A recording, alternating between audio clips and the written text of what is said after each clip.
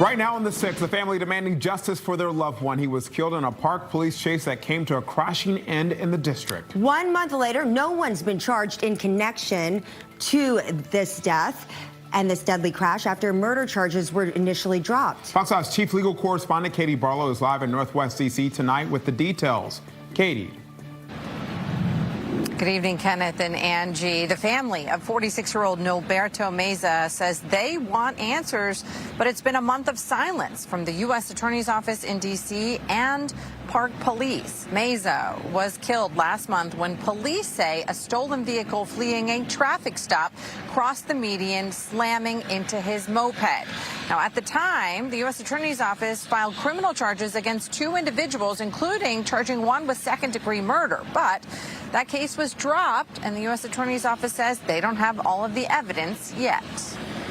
She said that it's been 1 month since she's gotten any answers, and that there's a lot of doubts as they haven't seen any evidence, that there's doubts about whether this gentleman that stole the car was the one that murdered their uncle, or if it was the park police themselves. They want justice. They want to see the videos. They want to see the evidence, and they want to make sure that this doesn't happen to anybody else.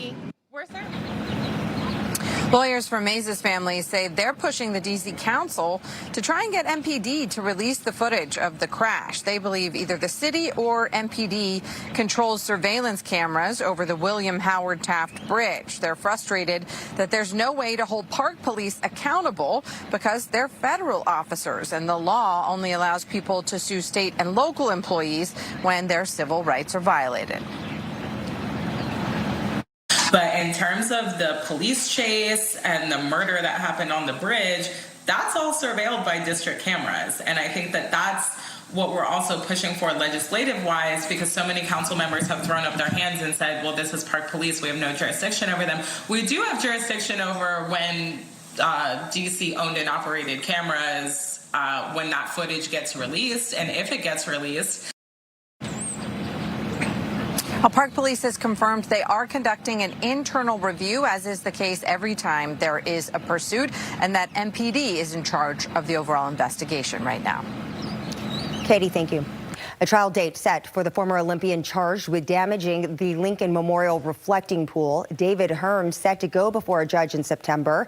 He appeared in a court for a second time since being indicted on a felony count for destruction of property. Hearn pleaded not guilty after the judge rejected a request to dismiss the case. His defense argues that he's a scapegoat for the government's botched repair job. And a man in custody. This as police investigate the death of a 78-year-old woman found inside of a Falls Church Sonesta Suites. Kyle Gosweiler is being held without bond, charged with concealing a dead body and obstruction of justice. Police discovered the woman's body last Tuesday at the hotel along Hillwood Avenue. Gosweiler allegedly did not let officers into the room. An investigation into the woman's death is now underway. Let's turn our attention to the weather here on this Monday. Yes, the start of the work week, even though if you look at the roads, feels like not that many people are out there. Maybe that's just me. A live look at Frederick tonight from our Fox 5 Sky Cam. Very nice summer day. That's because they're all stuck in a parking lot on the Capitol Beltway trying to cross the Legion Bridge. Oh, that's okay. My goodness. You found the traffic. Wow. Can this Mercury and retrograde thing get over with by now? Because it is really messing up the traffic. This is the summertime. I mean, it's supposed to be easy. I don't know. Isn't this construction? I mean, I feel like it's been going on for years. Well, there's a couple accidents too. Yeah, Mercury or no Mercury, the Beltway is. I was texting my personal meteorologist over the weekend because I was in Rehoboth, and I was like, Caitlin, tell me, number one, when the smoke is going to go away. Yeah. And by Saturday, it was great. It was better? Oh, my God. Saturday and Sunday were incredible. Good. But then the traffic also was like easy yesterday, and I was a little surprised. Well, you know, I think a lot of people bailed on weekend plans when they saw the air quality on Friday. Not me. I said I'm going right into it. But that's smart because you have your personal meteorologist to assure you it's going to get better, and then you get the beach to yourself. I'm glad you're back and you had a good time, Kenneth, because that was rough on Friday. Talk about starting the weekend on a low note with the air quality as poor as it was and a creepy apocalyptic feel and smell and taste outside. So we have come a long ways from that. Storms on Saturday, clearing Sunday. Today was really nice, but guess what? We've got to reset and get into Tuesday, where a frontal system is going to bring us another chance of some showers and storms. thunderstorms. So tomorrow looks to be the most active day of the week for sure. Today, 87 was the high at Reagan, 84 at Dulles, and 85 at BWI. Temperatures are generally in the mid-80s, and the humidity is generally low for mid-July. It's actually really nice by climatological standards. A few fair weather clouds showing up on satellite and radar. Nothing imminent. And in fact, even as we get towards midnight, I don't think we'll have anything on radar. It's overnight, closer to dawn. We can get a few showers along a warm front that's approaching, maybe even a rumble of thunder. So we could start off with some showers tomorrow. A very narrow window for clearing exists before we do expect some thunderstorm action about mid-afternoon. Some models even have it starting early afternoon. Several rounds of heavy rain and thunderstorms are possible the second half of your Tuesday. After that, we'll transition into some nicer weather Wednesday, and by Thursday and Friday, we're talking about the best weather of the summer so far.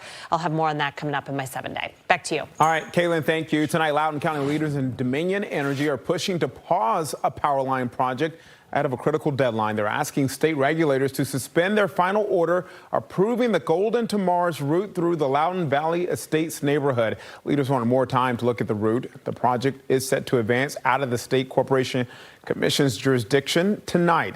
Leaders want to meet next week to address that route selection and find a solution. A challenge to the closure of Loudoun High School in Rockville in Montgomery County is moving forward. A judge is set to review the decision by the school board, which is being appealed by families. Loudoun students are expected to be moved to Crown High School starting in the fall of 2027. MCPS tried to block the appeal, but the Maryland State Board of Education rejected that request and sent the case to a judge. Today, a plot twist in America's biggest produce scare. The FDA admitting a false positive on that parasite-tainted lettuce. But the company at the center of the allegations not out of the clear just yet. Fox 5's Tom Fitzgerald live in Silver Spring this evening.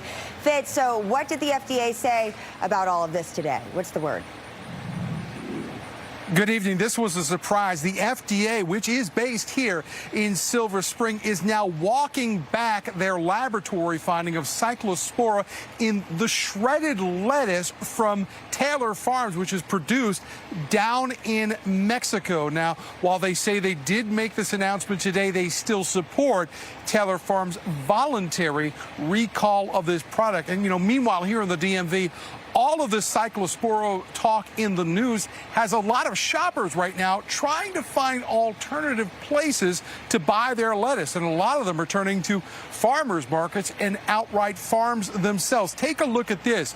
Fox 5 Skyfox drone over Heiser Farms in Silver Spring today, where business is booming as customers are trying to find places where they can buy lettuce directly.